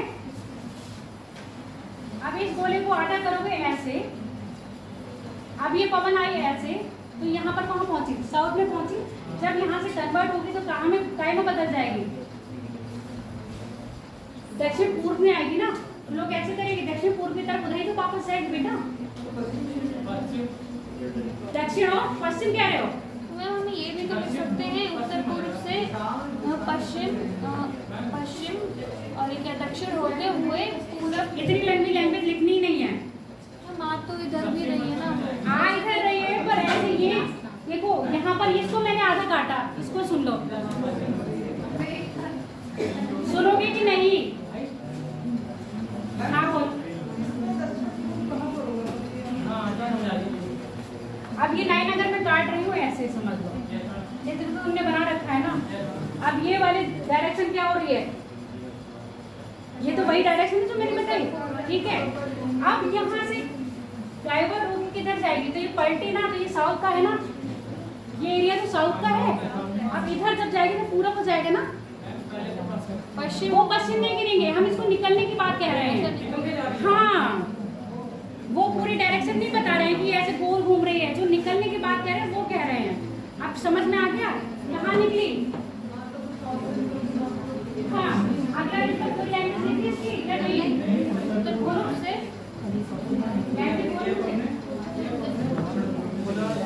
यह है अपने उत्तरी गोलार्ध में नॉर्थ ईस्ट से साउथ वेस्ट, नॉर्थ ईस्ट से साउथ ईस्ट को प्रवाहित होती हैं। ये भी तो हमने ही बोला था। हाँ तो तुमने बोला, पर तुमने पता है पूरा घुमा के कथा बोल दी, तो उधर प्रवाहित हो गई है ना। लिख लिया तुम लोग भी बोल के मेरे को बीच में बुला दिया। मेरे को पूरी लाइन बताओ क्या क्या दिखाना चाहिए।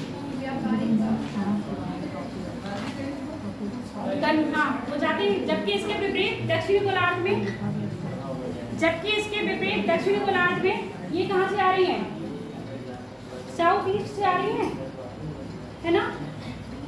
जबकि इसके विपरीत दक्षिणी गोलार्ध में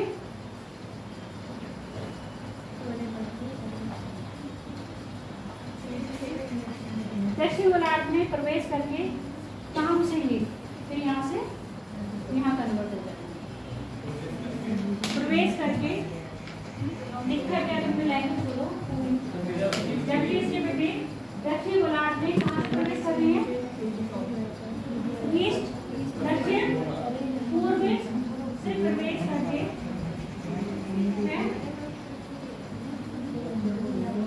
हाँ प्रवेश करके टर्न करिए ऐसे और निकल जाएगी ये आपकी नॉर्थ ईस्ट। नॉर्थ ईस्ट होगा ना, ये नॉर्थ ईस्ट। अब नॉर्थ ईस्ट समझ गए ना, हम इसको काट रहे हैं, यहाँ से प्रवेश करी, टर्न होगी यहाँ पर आई नॉर्थ ईस्ट। हाँ उत्तर पूर्व में प्रवाहित होती है। एंटी क्लॉकवाइज, अच्छा क्लॉकवाइज घुमा दिया, सॉरी एंटी क्लॉकवाइज ये घूमी ना, तो ऐसे प्रवेश करी तो ये किधर जाएगी, इधर जाएगी। इधर कौन सा डायरेक्शन हो गया, नॉर्थ और वेस्ट, ठीक है। तो डायरेक्शन वो लास्ट वाला लिखा है वो नॉर्थ वेस्ट कर लेना, उत्तर और पश्चिम की ओर प्रवाहित होती है, की ओर प्रवाहित होती है। अब इसके बाद लिखो, जैसे ही पवने 5 डिग्री, जैसे ही पवने 5 डिग्री अक्षांश, 5 डिग्री दोनों उत्तरी और दक्षिण दोनों लिख लेना, 5 डिग्री अक्षांश में प्रवेश करती हैं,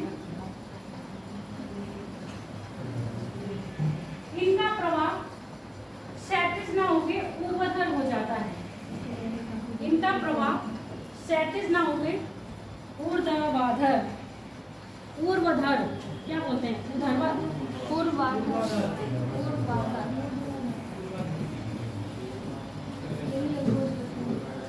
ऊर्ध्वाधर हो जाता है। इसका ऊर्ध्वाधर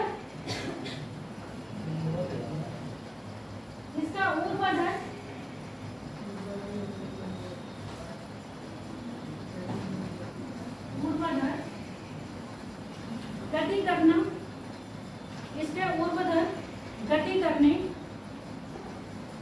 लाइट बहुत गंदी हो जाएगी यहाँ पर, गति करने के पीछे ऊर्ध्वाधर गति करने का कारण, ऐसे लिखो, ऊर्ध्वाधर गति करने का कारण 5 डिग्री उत्तरी या 5 डिग्री दक्षिणी अक्षांश में ITCZ 5 डिग्री उत्तरी तथा 5 डिग्री दक्षिणी अक्षांश में ITCZ का स्थापित होना है, जिस कारण यहाँ पर अत्यधिक उच्च तापमान, जिस कारण यहाँ पर अत्यधिक उच्च तापमान, हाँ अत्यधिक उच्च तापमान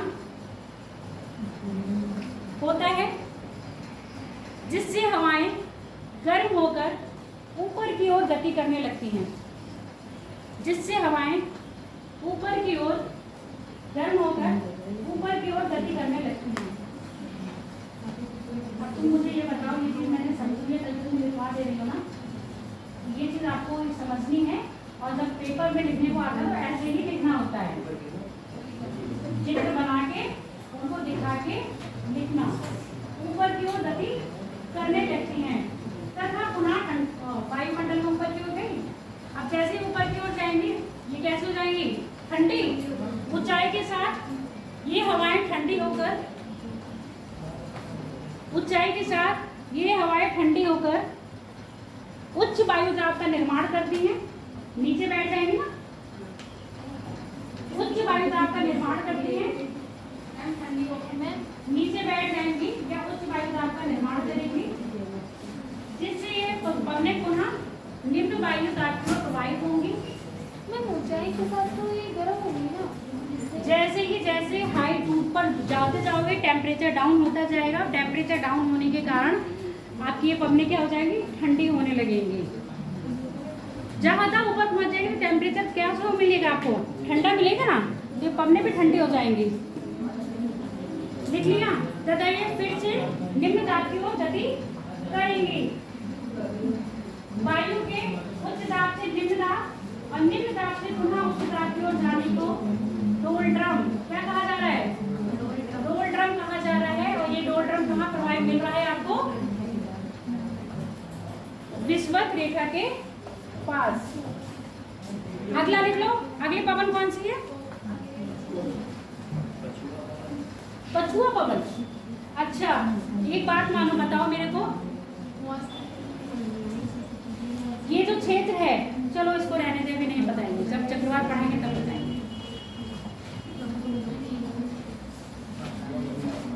ये गोल फिर से बना लो जो गोल मैंने बनाया था,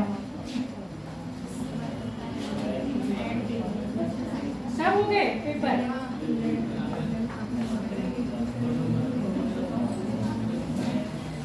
देखो ये चित्र बना लो, ये चित्र आपको किसी भी किताब में नहीं मिलेंगे, सोचो कि किताब में मिलेंगे, किताब में ये चित्र नहीं मिलेंगे। तो हम बना लेंगे, हैं हम बना लेंगे। हाँ आप लोग बना लीजिएगा।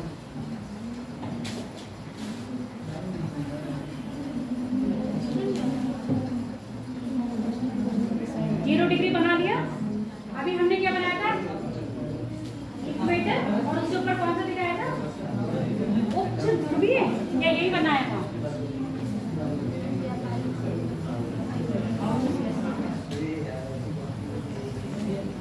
अभी मैंने आपको एक चीज नहीं बताई है, वायुदाब पेटियों की क्वालिटी अभी बतानी है, याद रखना, ठीक है।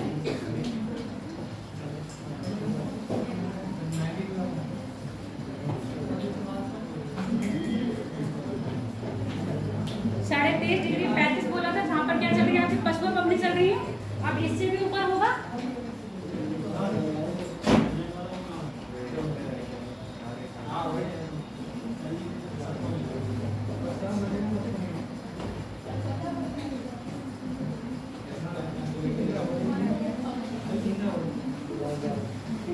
कौन सी पबने बता रहे हैं भैया?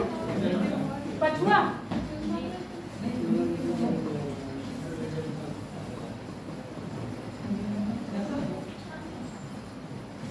$66 भी कर सकते हो और 60 डिग्री भी लिख सकते हो। ऐसे ही यहाँ सेम बना लो नीचे बेटा, और हेडिंग डाल लेना पछुआ पबने।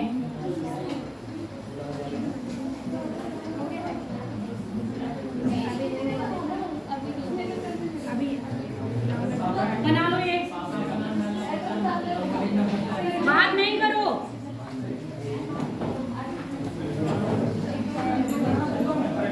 हाँ नहीं, उसकी ट्रेन रहती है ना लोगों की।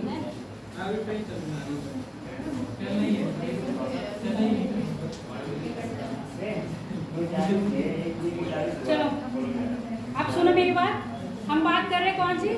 पछुआ पवनों की। तो पछुआ पवन मतलब कहाँ से चल रही होंगी? पश्चिम से चल रही होंगी। और किधर चल रही होंगी? उच्च दाब या निम्न दाब की ओर? उच्च दाब से निम्न दाब की ओर आएंगी। पवनों का कभी वो मत करना, पवने हमेशा उच्च दाब से निम्न दाब की ओर चलेंगी। अब ये जो मैंने 40 डिग्री से 60 डिग्री आपको बताया था, ये कौन सा था? उच्च दाब वाला था या निम्न दाब वाला? ये 40 डिग्री एक सांस वाला बताया था, उच्च दाब था या निम्न दाब? वायु दाब पेटी में बताओ। मैंने तभी बोला था चित्र अपना दिमाग में रखना। उच्च वायु दाब था नहीं, तो यहाँ से पवनी किधर आएंगी? निम्न वायु दाब की ओर। यही तो बनेगा। अब यहाँ पर क्योंकि पवनों का नाम कैसा है? पछुआ पवने है, तो किधर से आ रही होंगी? पश्चिम से। और कहाँ से आ रही होंगी?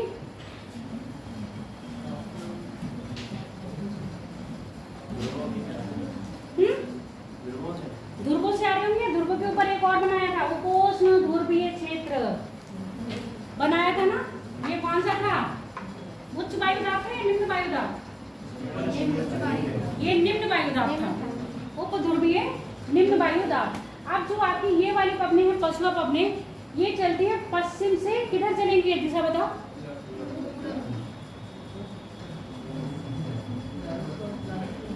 तो ऐसा लग रहा है दक्षिण और पूर्व जाने की। पश्चिम से किधर आ रही होंगी? ऐसे आ रही होंगी। पर ये तब आती जब क्या नहीं होता? कोरियोलिस बल नहीं होता और फेरल का नियम इन पे लागू नहीं हो रहा होता। पर इन पे कोरियोलिस बल भी लग रहा है और फेरल का नियम भी लागू हो रहा है। और ये कहाँ पर है? उत्तरी गोलार्ध में है। तो उत्तरी गोलार्ध में कहाँ जाएंगी? अपने बाएं मुड़ेंगी, दाएं? अपने दाएं मुड़ेंगी ना। इनका दाएं इधर होगा या इधर होगा? इनका राइट साइड किधर होगा? इधर या इधर? नीचे होगा। ठीक है, क्योंकि इनका मुंह किधर है? इधर है। तो राइट इधर होगा, लेफ्ट इधर रहेगा। और फेरल के नियम के अनुसार ये कहाँ बदलेंगे? उत्तरी गोलार्ध में अपने दाहिने मुड़ेंगी। मुड़ेंगी कि नहीं? अब ये बताओ, यहाँ पर उच्च वायु दाब है, तो यहाँ से हवाएं गति करेंगी या आएंगी? ये वाली पेटी कैसी थी? उच्च वायु दाब की थी, तो यहाँ से हवाएं किधर जाएंगी? निम्न वायु दाब। जब यहाँ से हवाएं निम्न वायु दाब की ओर आएंगी, तो यहाँ पे क्या हलचल रहेगी या मौसम शांत रहेगा? या हलचल रहेगी? हलचल रहेगी ना। हाँ, तो यहाँ पर क्या रहता है? यहाँ पर बहुत ज्यादा ये वाला जो क्षेत्र है, कौन सा? 40 से 60 वाला क्षेत्र जो मैंने बनाया है, ये वाला, यहाँ पर क्या रहेगा? यहाँ पर बहुत ज्यादा मौसमी गतिविधियां यानी कि हलचल रहेगी। और मौसम कैसा रहेगा? अचानक परिवर्तन होने वाला रहेगा, क्योंकि उत्तरी गोलार्ध में दक्षिणी गोलार्ध की अपेक्षा क्या है? स्थलमंडल ज्यादा है, इसलिए हवाओं को क्या मिलेगा? अवरोध, उनके मार्ग में डिस्टरबेंस आ जाएगा। इसके विपरीत जब दक्षिण गोलार्ध में होगा तो हवाओं को डिस्टरबेंस नहीं मिल रहा होगा। हवाएं बहुत ही प्रचंड रूप में चल रही होंगी। तो जो हवाएं प्रचंड रूप में चलती हैं, तो दक्षिणी गोलार्ध में 40 डिग्री से 60 डिग्री के बीच में पवनों को हमने नाम दिए हैं। किसी को पता है वो पवनों के नाम क्या क्या है?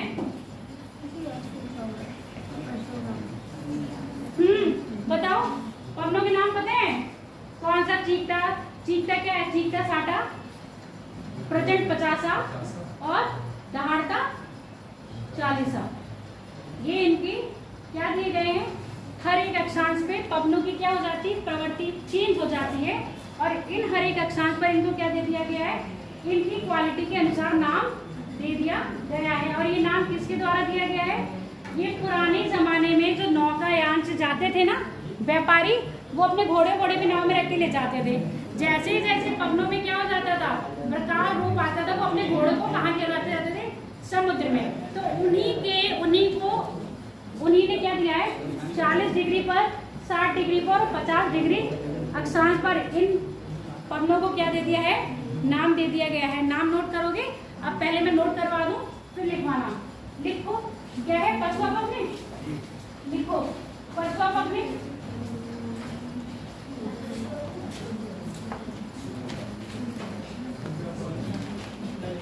प्राय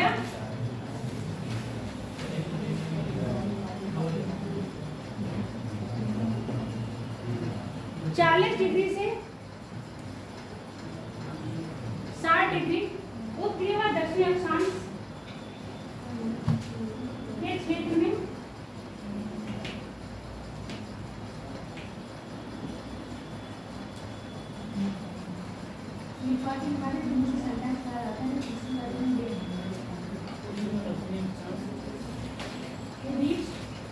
बीच प्रवाहित होती है। यहाँ पर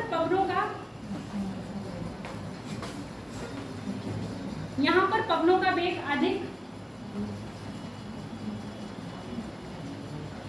तथा तीव्र गति के कारण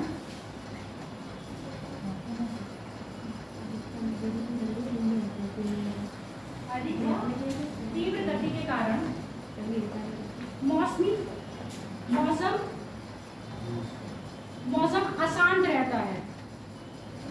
मौसम अशांत रहता है।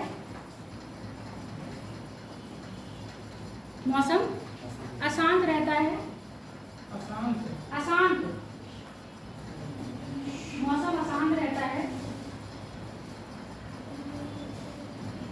उत्तरी गोलार्ध की अपेक्षा दक्षिणी गोलार्ध, ऐसे देखो, उत्तरी लिखा, दक्षिणी लिखा। उत्तरी गोलार्ध की अपेक्षा दक्षिणी गोलार्ध में स्थल मंडल कम पाए जाते हैं। स्थल मंडल कम पाए जाते हैं,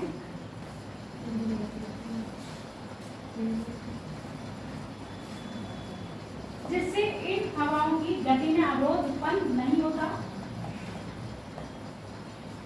जिससे इन हवाओं की गति में अवरोध उत्पन्न नहीं होता तथा यह अत्यधिक प्रचंड वेग के कारण प्रचंड वेग से गति करती हैं। प्रचंड वेग से गति करती हैं, जिस कारण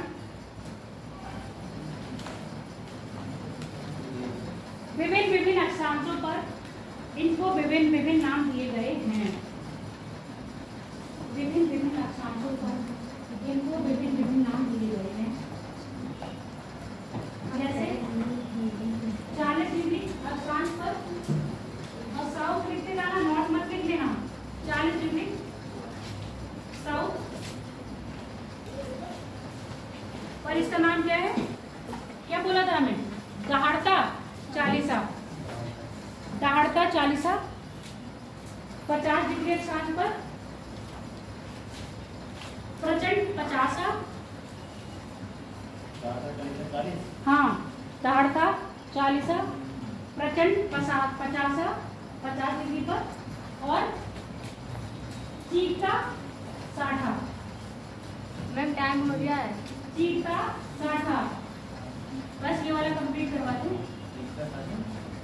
चीकता 60। ठीक है। इस क्षेत्र को, अब बात सुनो मेरी, ये जो पवनें आई हैं किधर से आ रही हैं? इधर से, है ना, इधर से आ रही हैं। तो इधर से आई हुई पवनें कैसी हैं? शुष्क है, शुष्क है, ठंडी है, गर्म है? ये कौन से प्रदेश से आ रही हैं? ठंडे प्रदेश से आ रही है ना। तो ठंडे प्रदेश से आने की वजह से इन पवन कैसी होंगी? शुष्क और ठंडी। लिखो, यह पवनें प्रायः, इसमें लिखना भूल गए थे, मैं लिखवा दूंगी। ये पवनें प्रायः शुष्क, यही बसवा पवनें, ये पवनें प्रायः शुष्क तथा ठंडी होती है। जब यह पवनें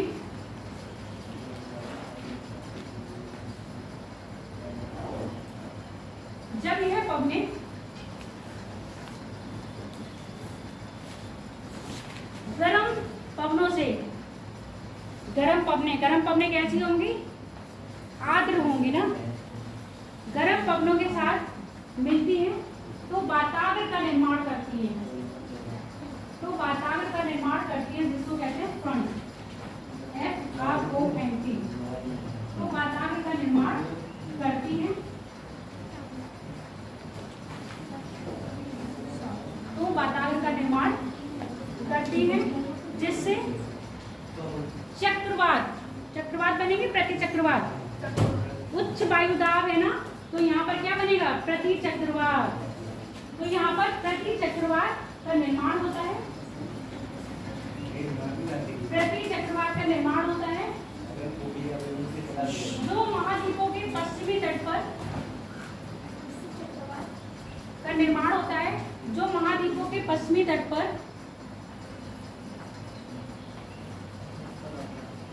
शीतकाल में वर्षा करवाती हैं। जो महाद्वीपों के पश्चिमी तट पर, शीत यानी ठंड में ना, शीतकाल में वर्षा करवाती हैं। और वर्षा ऐसी वैसी नहीं, बहुत अत्यधिक वर्षा करवाती हैं। इस प्रकार की जलवायु को हम यूरोपीय तुल्य जलवायु कहते हैं, यूरोपीय तुल्य जलवायु कहते हैं। अब बच रहा है आपका